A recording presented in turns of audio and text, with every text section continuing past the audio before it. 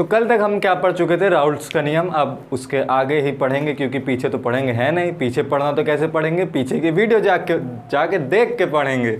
तो आगे देखने से पहले हम लोग छोटी सी चीज़ देखते हैं, जो कि रहे ऐसे जन्मों जन्मांतर में एक आध न्यूमेरिकल आ जाएगा तो वहाँ काम पड़ेगा। वो क्या है, हम लोग इस सिंबल को पहचानते हैं, मूल, फ्रैक्शन, प्रभाज, और ये है हमारा y। अब इसको हम लोग नहीं पहचानते, लेकिन हमें इसे पहचानना पड़ेगा। जब तक मतलब अभी पीछे हम लोग एक कंटेनर लेके चल रहे थे, डिब्बा, उसमें कुछ लिक्विड था, उस लिक्विड में 2 कंपोनेंट हुआ करता था, जिसका एक का मोल प्रभाज x से, एक का मोल प्रभाज xb। ये दोनों कुछ ऐसे वेपर बनाते थे वाष्पित होके, और इस वेपर में अगर हमें इस वेपर की कंपोजिशन बतानी हो, ये तो लिक्विड कंडीशन, जब ये लिक्विड था तो हम इसमें बताए कि x है, ये है, xb है। जब ये लिक्विड से गैस बन गया, तब अगर हमें बताना हो कि ये क्या है, तो उसके कंडीशन मान लेते हैं कि जब ये गैस में आया तब इसमें एक कंपोनेंट y है, दूसरा कंपोनेंट yb है। ठीक, यहाँ तक बाद में कोई दिक्कत? तो अब हम लोग क्या करेंगे, हम लोग राउल्ट्स का नियम पढ़े हैं। जो भी स्पेलिंग हो, स्पेलिंग हमें नहीं आती। राउल्ट्स के नियम में हम लोग क्या पढ़े हैं, किसी एक गैस की अगर बात करें, किसी एक गैस के कारण जो प्रेशर लगता है Pa, वो P0A XA के बराबर होता है। ये हम लोग पढ़े थे राउल्ट्स के नियम में। अब एक नियम है डाल्टन का, जो कि हम लोग कब पढ़े थे, 11th में नहीं पढ़े थे। ठीक है, तो बस जान लो डाल्टन क्या बताया। डाल्टन ने बताया कि अगर कोई गैस, मतलब कोई चीज़ गैसीय कंडीशन में है, तो गैसीय अवस्था में है, तो उसका जो वेपर प्रेशर आएगा, जो उसका पार्शियल प्रेशर आएगा, वेपर प्रेशर, मतलब यहाँ पे भी वेपर प्रेशर यही था, वेपर से जो प्रेशर लगा, इन्होंने बताया उस गैस का जो पार्शियल प्रेशर आएगा, यानी फिर से Pa, वो टोटल प्रेशर और उसके ये जो भी है मोल फ्रैक्शन के मल्टीप्लिकेशन के बराबर होगा।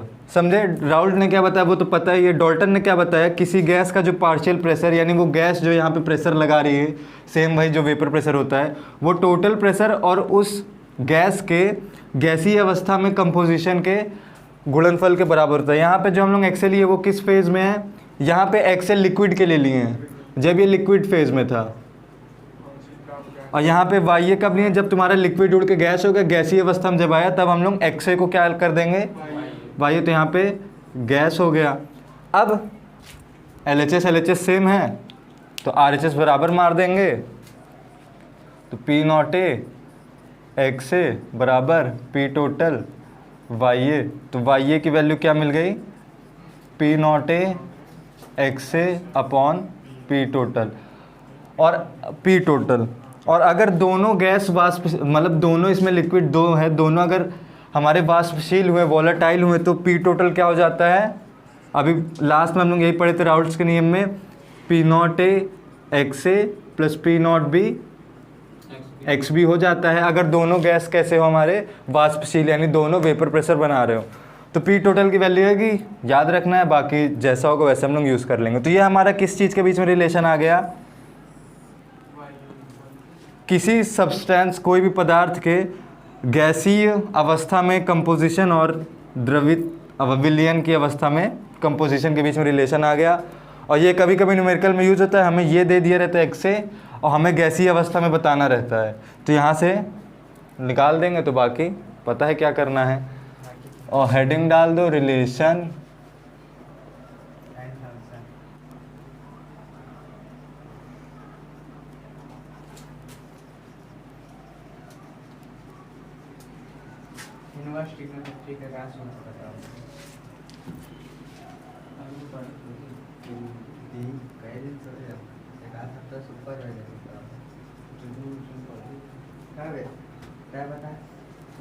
हो गया नोट।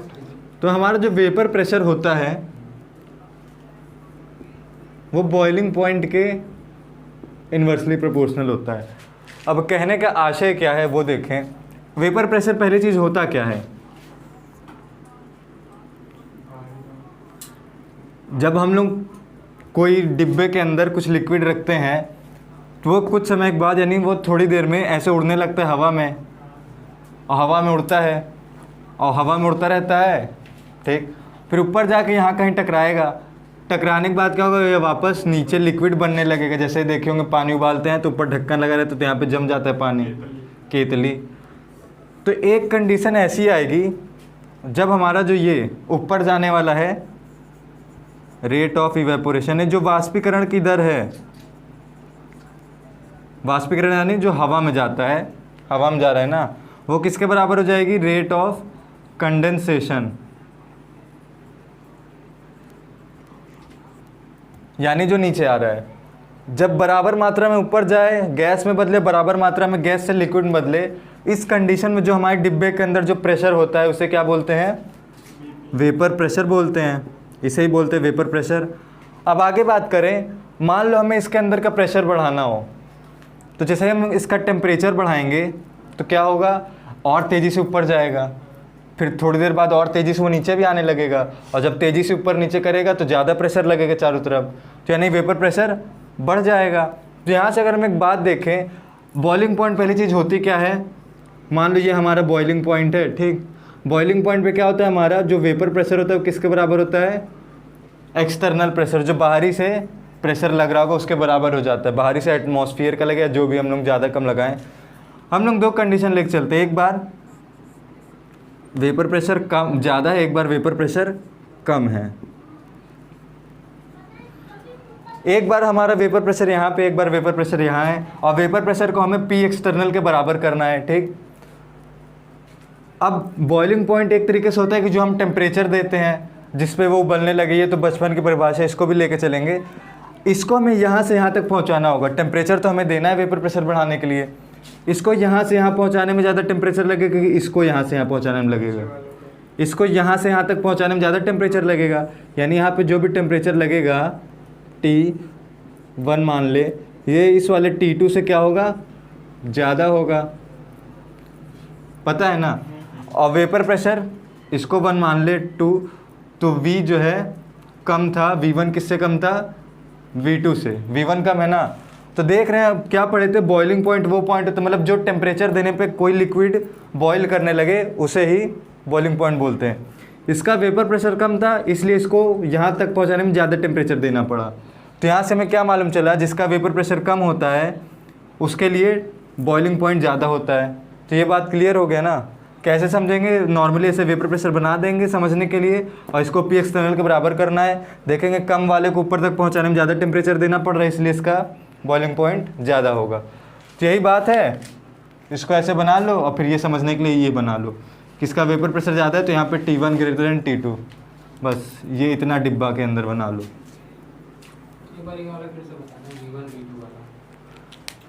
वेपर प्रेशर देखो, यहाँ वेपर प्रेशर इसका कुछ है, अगर हमें इसका वेपर प्रेशर बढ़ाना है तो टेम्परेचर बढ़ाएंगे तभी रेट ऑफ इवेपोरेशन बढ़ेगा, फिर उस हिसाब से थोड़ी देर बाद रेट ऑफ कंडेंसेशन घटेगा, घटा तो यहाँ पे लेकिन मतलब दोनों बराबर हो गया जैसे ही, तो क्या होगा, वेपर प्रेशर बढ़ गया। टेम्परेचर बढ़ाने पे वेपर प्रेशर बढ़ाना। अब यहाँ पे हम लोग दो लिक्विड लेके चल रहे हैं, एक बार यहाँ इसका वेपर प्रेशर यहाँ है, एक यहाँ, इसका कम है इसका ज़्यादा है, हमें इसको पी एक्सटर्नल के बराबर ले जाना है। अब हमें ये तो कम है तो हमें पी एक्सटर्नल के पास ले जाने के लिए हमें क्या करना पड़ेगा, टेम्परेचर बढ़ाना पड़ेगा। इसको यहाँ तक पहुँचाने में इतना टेम्परेचर बढ़ा, इसको यहाँ तक पहुँचाने में इतना टेम्परेचर दिया गया, इतना टेम्परेचर बढ़ा। तो किसके कंडीशन में टेम्परेचर ज़्यादा बढ़ाया गया, T1। और लेकिन वेपर प्रेशर किसका कम था, V1 का ही कम था। जिसका वेपर प्रेशर कम था उसी के लिए ज़्यादा टेम्परेचर लगा। और जो टेम्परेचर लगा के हम लोग यहाँ तक पहुँचाते हैं, यानी यहाँ तक पहुँचने के बाद वो उबलने लगेगा, और जो टेम्परेचर लगा के हम लोग यहाँ तक पहुँचाएँ और वो उबलने लगा तो इसी टेम्परेचर को हम लोग बॉइलिंग पॉइंट बोलते हैं। तो यहाँ से यही मालूम चला कि जिसका वेपर प्रेशर कम है उसका बॉइलिंग पॉइंट ज़्यादा होता है। तो हम लोग क्या पढ़े, राउल्ट्स लॉ पढ़े थे।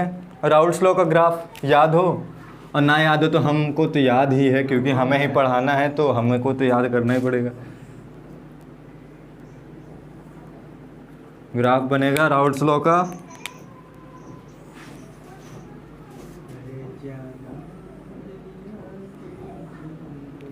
वहाँ पे हम लोग यहाँ पे पी नॉट है मान, यहाँ पे पी नॉट भी मान लेते, कुछ भी मान सकते हैं। यहाँ पे पी नॉट है यानी प्योर ए है, प्योर ए यानी पे ए का कंपोजिशन क्या रहेगा 1, और यहाँ पे केवल ए है तो एक्स भी क्या हो जाएगा।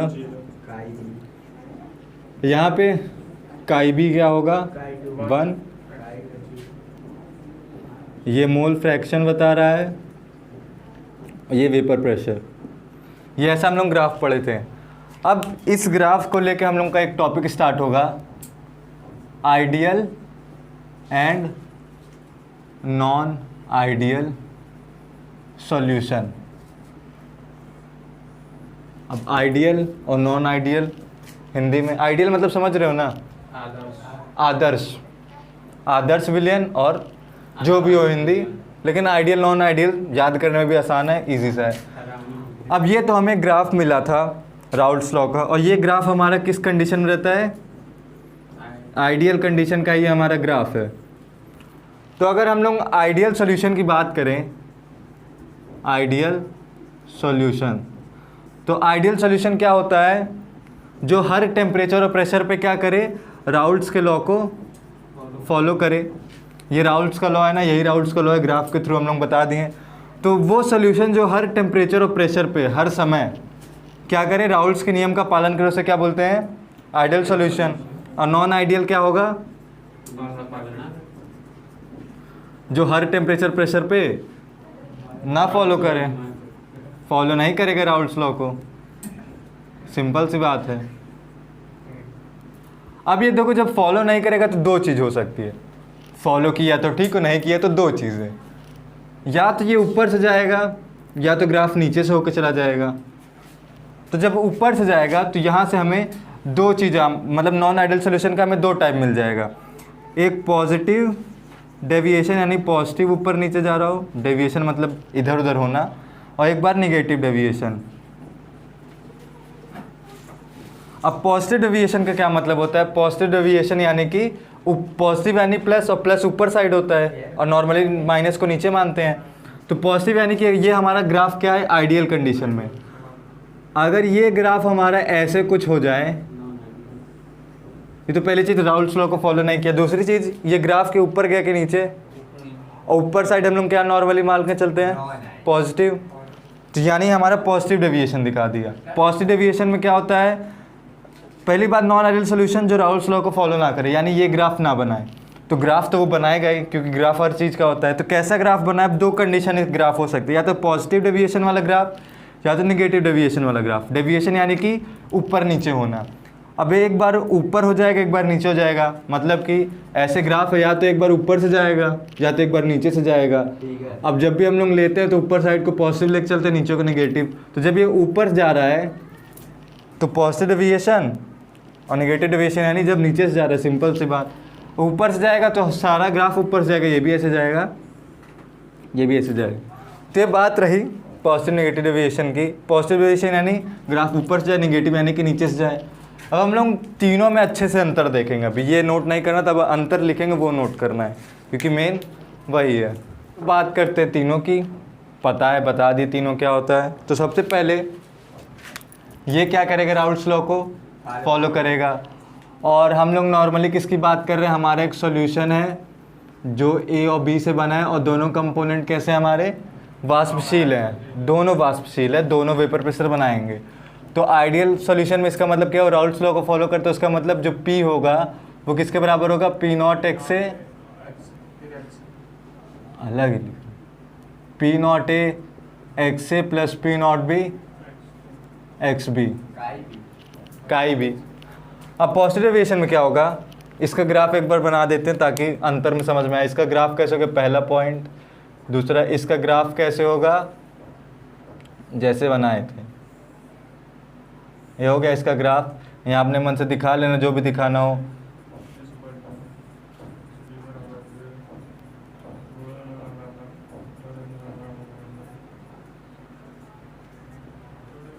अब आगे हम हो सके ना लिखें तो अपने आप समझ लेना, अपने में लिख लेना, क्योंकि हमको नहीं एग्जाम में लिखना है कि हम बार बार लिखें। ये तो बात हुई इसके ग्राफ की। इसके ग्राफ में क्या होता है, ये ऊपर से होके जाता है, ऊपर से होकर गया तो ये तो हमारा नॉर्मल ये P यही है ना, ऊपर से गया यानी कि इस कंडीशन जो हमारा प्रेशर है वो इससे ज़्यादा हो गया, ऊपर के ज़्यादा हो गया, यानी इस कंडीशन जो हमें P मिलता है, P ऑब्जर्व जो हम लोग को P मिलता है वो किससे ज़्यादा होता है, इससे ज़्यादा रहता है। P not A X A plus P not B x भी ज़्यादा होता है। और इसमें क्या होता है, नीचे से जाता है, नीचे से जाता है यानी कम हो गया, कम हो गया यानी P observe is less than P not A X A plus P not B X B. तो हो गया ग्राफ हमारा। अब यहाँ पे जो बॉइलिंग पॉइंट रहता है उतना ही रहता है, कोई दिक्कत नहीं है। अब इस कंडीशन में क्या होता है, जो हमारा पहली चीज़ कहाँ बनाए, यहाँ बनाते हैं। ये हमारा विलियन था, पहले प्योर विलियन ए था, अब प्योर विलियन बी था। जब केवल ए का विलियन रहेगा तो उसमें केवल ए के परमाणु अणु रहेंगे, तो उसमें ए के बीच में, ए और ए के बीच में जो बल लगेगा वो लगेगा, बॉन्ड बनेगा, जो बंध बनता है। और बी के जो बीच में बंध बनेगा वो बंध हमेशा रहेगा। और इस आइडियल कंडीशन में क्या होता है, जब ये दोनों मिक्सचर मिल जाते हैं तो मिक्सचर मिलने के बाद ए और बी साथ में हो गए, यानी यहाँ पे ए बी टाइप का बंध बनने लगेगा। तो इस कंडीशन में क्या होता है, जब हमारा ए बी बंध होता है ये इन सभी बंध के बराबर होता है, जितनी इसकी पौआ है उतनी इसकी पौआ है, उतनी इसकी पौआ है, ये सब की पौआ के बराबर ही होता है। ये इसके पौआ के बराबर होता है, ये इसके पौआ के बराबर होता है। ठीक, अब यहाँ पे क्या होता है, वेपर प्रेशर बढ़ गया यानी बॉइलिंग पॉइंट घट गया, वेपर प्रेशर बढ़ गया यानी बॉइलिंग पॉइंट घट गया। अब बॉइलिंग पॉइंट कम किसका होता है, किसी चीज़ का बॉइलिंग पॉइंट कम हो, किसी चीज़ का अगर बॉइलिंग पॉइंट कम हो उसका मतलब क्या है कि उसको, नहीं वो तो ठीक है, बॉइलिंग पॉइंट कम हो यानी उसको उबालने में कम मेहनत लगेगी। कम मेहनत किसकी लगेगी, जिसका बंध कमज़ोर हो, यानी इसका वेपर प्रेशर बढ़ा यानी बॉइलिंग पॉइंट घटे, यानी कि जो बंध हुआ वो कमज़ोर हो गया। अब बंध कमज़ोर हुआ, जो ए बी टाइप बंध रहेगा हमारा वो कमज़ोर रहेगा ए और बी से। ये बाद में कोई दिक्कत, और ये निगेटिव इसमें क्या हो जाएगा, मजबूत हो जाएगा। ए बी बॉन्ड जो रहेगा वो ए और बी से, देखिए यहाँ पे बी से मजबूत हो गया, यही तो होती है। अब यहाँ पे हमारी जो डेल्टा वी मिक्सिंग होती है वो ज़ीरो होती है। अब पूछोगे ये क्या है, पूछो क्या है, पहले हम ए लिए 100 ml, बी लिए 100 ml, दोनों मिला दिए, हो गया 200 ml। ये बात देखने में आसान लग रही है, लेकिन असली ज़िंदगी में ऐसा नहीं होता है, क्योंकि असली ज़िंदगी में कुछ आइडियल है ही नहीं। वेपर मिक्सिंग यानी कि VA plus VB is equal to VAB, यानी इन दोनों का आपस माइनस करेंगे क्या हो जाएगा, क्या हो जाएगा, जीरो हो जाएगा ना, दोनों बराबर हैं। यहाँ से हम लिख सकते हैं VAB minus VA plus VB, ये बराबर होता है ज़ीरो। डेल्टा वी मिक्सिंग का यही मतलब है कि जितना पहले टोटल था A और B वो सोल्यूशन बनने के बाद उतना रहेगा, यानी कि VA प्लस VB करोगे तो वो VAB यानी सोल्यूशन के बराबर हो जाएगा। लेकिन यहाँ पे जैसे ही हमारा मिक्सचर बना तो AB बॉन्ड क्या हो गया, इन दोनों से कमज़ोर हो गया। अब बॉन्ड कमज़ोर होने का मतलब क्या होता है, हमारा जो परमाणु रहता है वो दूर दूर हो जाता है, दूर होता है तभी तो हमारा बॉन्ड कमज़ोर होता है। परमाणु दूर दूर हुआ तो जगह ज़्यादा घेरने लगेंगे, और जगह ज़्यादा घेरे तो क्या हो जाएगा, वॉल्यूम बढ़ जाएगा, जगह ज़्यादा घेरे वॉल्यूम बढ़ गया। और जैसे ही वॉल्यूम बढ़ा, जिस क्षण वॉल्यूम बढ़ेगा उसी क्षण हम लोग कह देंगे delta we mixing greater than zero, यानी हमारा जो VAB रहेगा वो VA प्लस VB से ज़्यादा रहेगा। और बाकी ये पता चल गया तो इसमें क्या हो जाएगा, क्या हो जाएगा, कम हो जाएगा। तो लिख देते इसका delta we mixing less than zero. इस पॉइंट में कोई दिक्कत, यही लिखेंगे। अगला पॉइंट हमारा है डेल्टा एच मिक्सिंग ज़ीरो होता है। पूछे डेल्टा एच मिक्सिंग क्या होता है, बहुत कुछ होता है। डेल्टा एच मिक्सिंग यानी यहाँ पे अगर हम देखें, यहाँ पे ये बॉन्ड है, ये बॉन्ड है, ये बॉन्ड है, सारा बॉन्ड बराबर है। जब इन दोनों आपस मिले होंगे तब जाके ये बनाए होंगे, और मिलने से पहले क्या था, जब भी पहले ये दोनों बॉन्ड, ये बी था यहाँ पे, पहले ये दोनों बॉन्ड आपस में टूटे होंगे, उसके बाद जाके मिले होंगे। अब केमिस्ट्री का ये नियम है, किन्हीं दो लोगों के बीच को तोड़ना हो, मतलब बॉन्ड को तोड़ना हो तो हमें एनर्जी देनी रहती है। एनर्जी हम देंगे उसको, और जुड़ने के बाद में हमें एनर्जी वापस देगा। यहाँ पे आइडियल वाली कंडीशन में क्या होता है, हम जितनी एनर्जी इसको देते हैं तोड़ने के लिए उतनी वापस मिल जाती है बनने पे, मिल गई तो कोई दिक्कत ही नहीं है, तो बराबर हो गया। अब इस कंडीशन में क्या है, यहाँ पे ये बॉन्ड ज़्यादा मजबूत है और इसी को तोड़ना है, तो इसको तोड़ने में हम लोग ज़्यादा एनर्जी देंगे, लेकिन ये कमज़ोर बॉन्ड है तो बनने पे कम एनर्जी वापस देगा, यानी एट द एंड हमने इसको ज़्यादा एनर्जी दे दी, तो इसलिए यहाँ पे डेल्टा एच मिक्सिंग क्या होगा, ज़्यादा एनर्जी दे दी है तो ग्रेटर देन 0। ये हमें पूरी एनर्जी वापस दे ही नहीं पाया, इस वजह से ये हमारी एनर्जी खा गया, यानी इसने ज़्यादा खा ली, तो डेल्टा एच ग्रेटर देन 0। और इसके लिए क्या हो जाएगा, लेस देन 0। तो ये हमारे कुछ पॉइंट्स, इसको नोट करो। तो एक बात हमें जाननी चाहिए, क्योंकि हम लोग 12 में आ चुके हैं, कोई भी अगर हमारी रिएक्शन है, अगर वो हो रही है, यानी ए और ए बी मिल के मतलब बी बी मिल के कभी भी ए बी बना रहे हैं, इसका मतलब क्या हुआ, हमारा ए और बी दोनों लिक्विड मिल के ए बी बना दिए हैं। हाँ ये पॉइंट। तो कभी भी कोई चीज़, देखो अभी बता रहे हैं, कभी भी कोई चीज़, दो चीज़ मिल के अगर इधर आएगी, कभी भी आई, तो एक हमारी एनर्जी होती है गिब्स एनर्जी, गिब्स एनर्जी होती है, तो उस गिब्स एनर्जी का जो डेल्टा जी होगा वो क्या होगा, निगेटिव होगा, कैपिटल में ही रहेगा। हाँ, capital delta G mixing.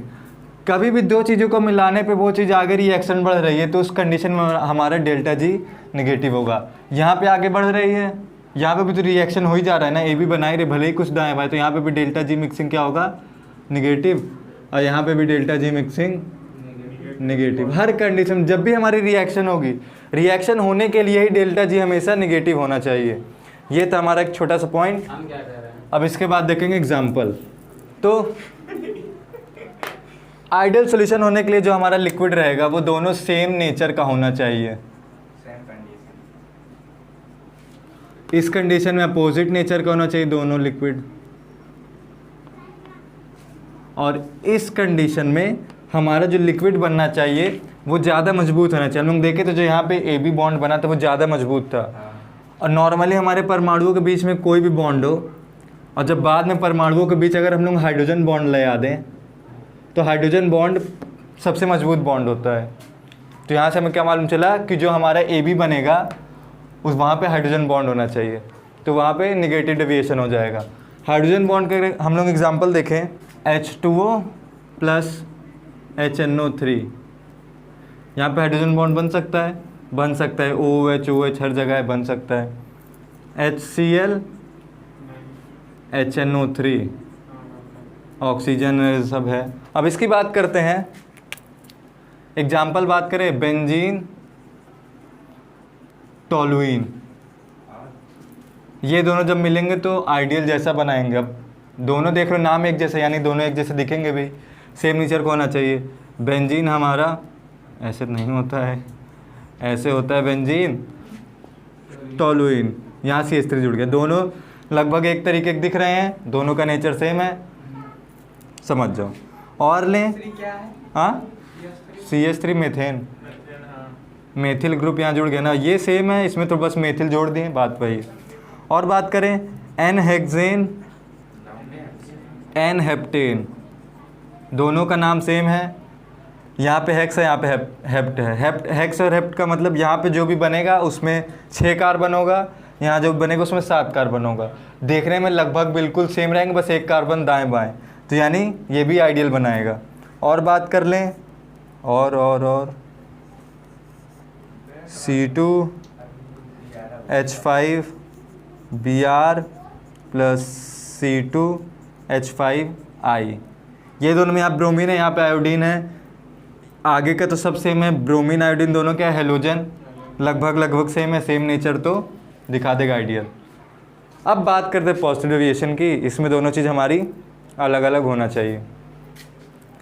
H2O ले लिए, C2H5OH ले लिए, ये हमारा अल्कोहल है और ये हमारा H2O है।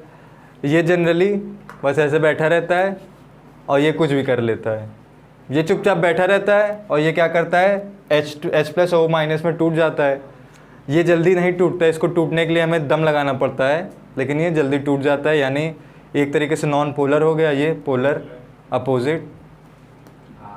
अपोजिट। बस एक एग्जाम्पल बहुत, इतना नोट कर लो एग्जाम्पल बस। तो हम लोग बात करेंगे एजियोट्रॉपिक मिक्सचर की। अब एजियोट्रॉपिक मिक्सचर में क्या होता है उसको देखने के पहले ये देखते हैं।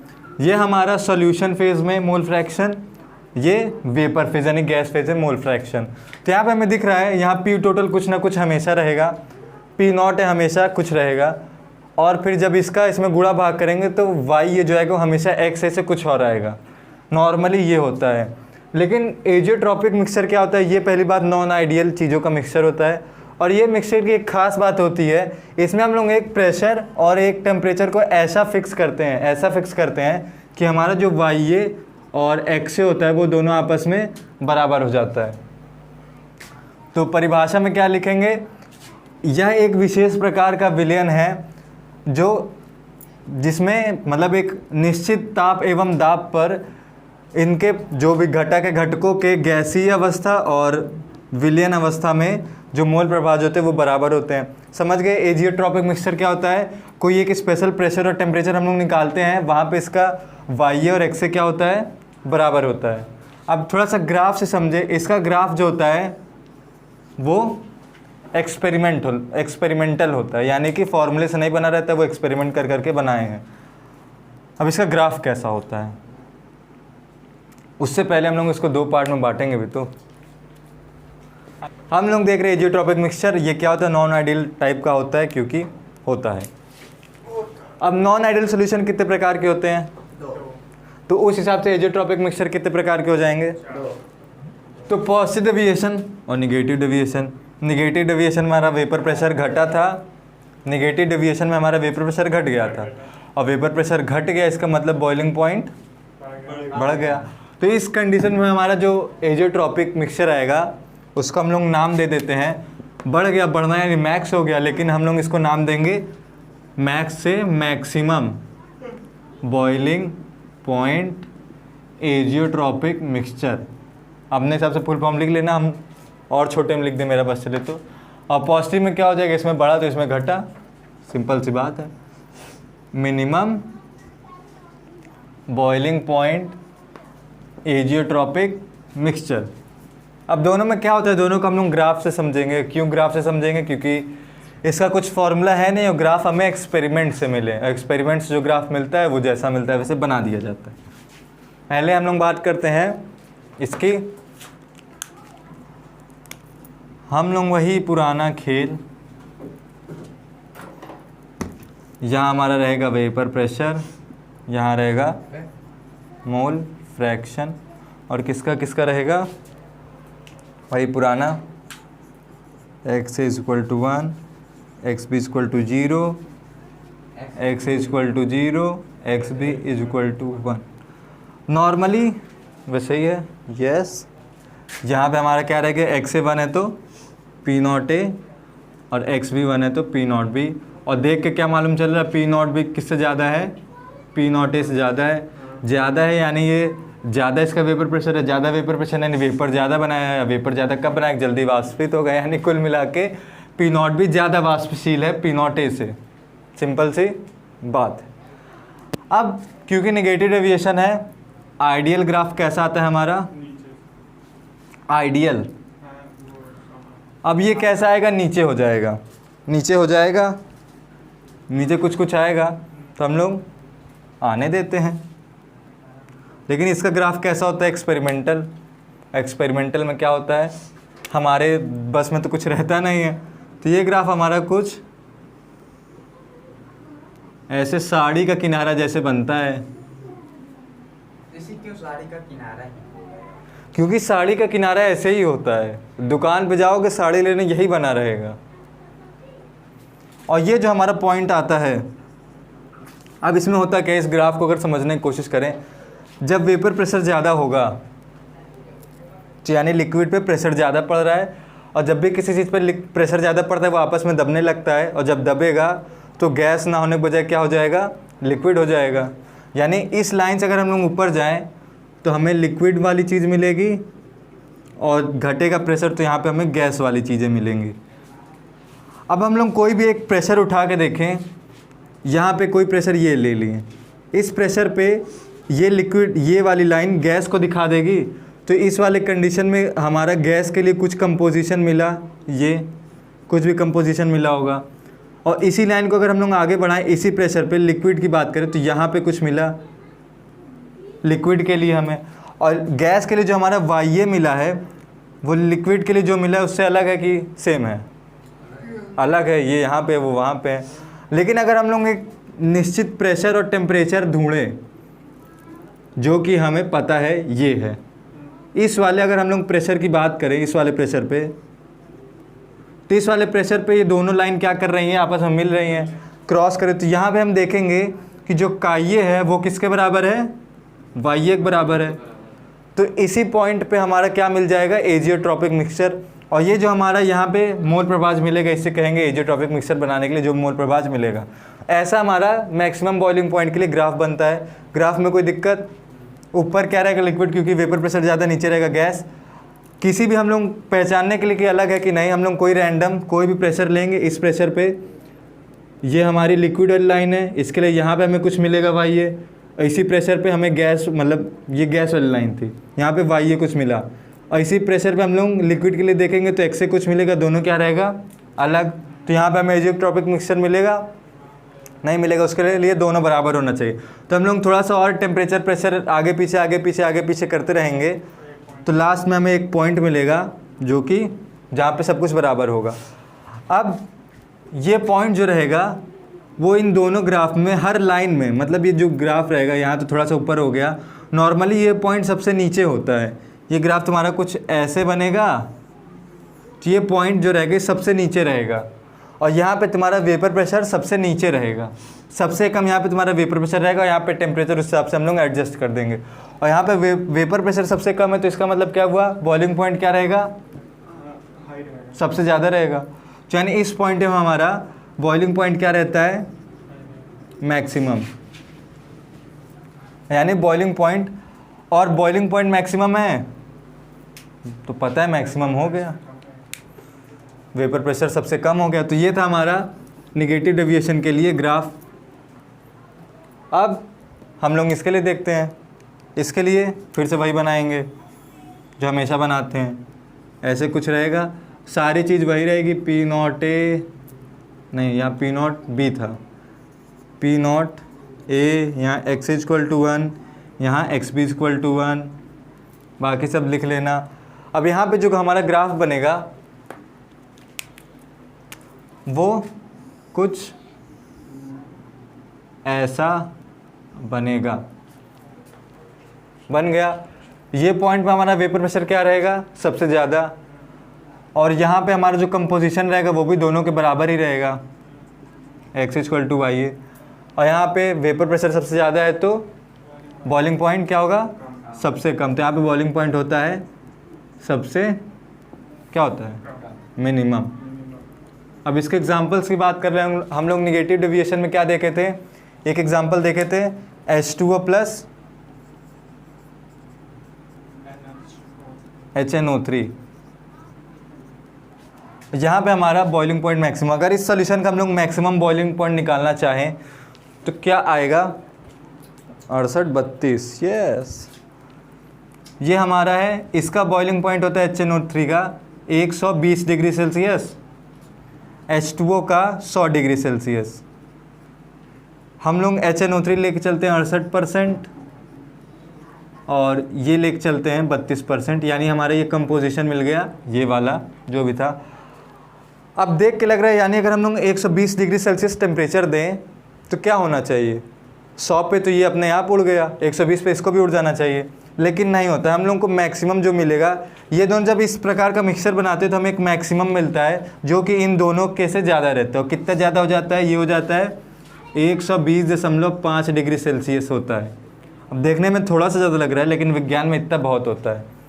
तो हमें मैक्सिमम क्या मिल गया, बॉइलिंग पॉइंट। जब दोनों इस कंपोजिशन मिलेंगे तभी हमें क्या मिलेगा, मैक्सिमम बॉइलिंग पॉइंट। एग्जाम्पल, अब इसकी बात करें तो इसमें हम लोग एग्जाम्पल में क्या देखे थे, एक C2H5OH और H2O, ये एग्जाम्पल देखे थे। इसको हम लोग लेके चलते हैं 96%, इसको लेके चलते हैं 4%, बचा तो 4% ही होगा। H2O का फिर से कितना होता है 100 डिग्री सेल्सियस, और एल्कोहल का होगा हमारा 80 डिग्री सेल्सियस। अब दोनों को मिलाया जाए तो इन दोनों के लिए मिनिमम तो नॉर्मली होना चाहिए 80, लेकिन जब इसका इस कंपोजिशन पर मिलाते हैं तो दोनों से और कम आ जाता है, जो कि हमारा सबसे मिनिमम होता है। वो सबसे मिनिमम क्या हो जाएगा 78.15 डिग्री सेल्सियस। तो ये हमारा आ गया मिनिमम बॉइलिंग पॉइंट इस कंडीशन में। तो यही हो गया हमारा एग्जाम्पल, और इतने पे हमारा एजियोट्रॉपिक मिक्सचर हो जाएगा ख़त्म। सबसे मेन बात समझने वाली जो कि परिभाषा क्या है कि एक हम लोग निश्चित टेम्परेचर और प्रेशर निकालते हैं, उस टेम्परेचर प्रेशर पे क्या होता है एक्स से बराबर वाई होता है, उसे हम लोग क्या बोल देते हैं एजियोट्रॉपिक मिक्सचर। और थोड़ा सा ग्राफ को और हम लोग घुमाने की कोशिश करें। ये हमारा वेपर प्रेशर था, ये था मोल फ्रैक्शन। हमें क्या पता है वेपर प्रेशर बॉइलिंग पॉइंट क्या होता है इन्वर्सली प्रोपोर्शनल होता है। तो अगर हम लोग इसके लिए बॉइलिंग पॉइंट का ग्राफ निकालना चाहे, boiling point versus mole fraction, तो क्या करेंगे, ये नीचे था पलट गया तो ये भी पलट जाएगा, ऊपर हो जाएगा। क्या हो जाएगा, ये ऐसे है तो इसी को जस्ट ऐसे पलट दोगे तो हमें बॉइलिंग पॉइंट का ग्राफ मिल जाएगा। तो कोई दिक्कत। तो आज बस यहीं तक, बाकी हम लोग कल कॉलिगेटिव प्रॉपर्टी पढ़ेंगे, तो इसको नोट कर लो एग्जाम्पल सहित। यहाँ पे हमारा ये मैक्सिमम मिल गया और यहाँ पे मिनिमम बॉइलिंग पॉइंट मिल गया।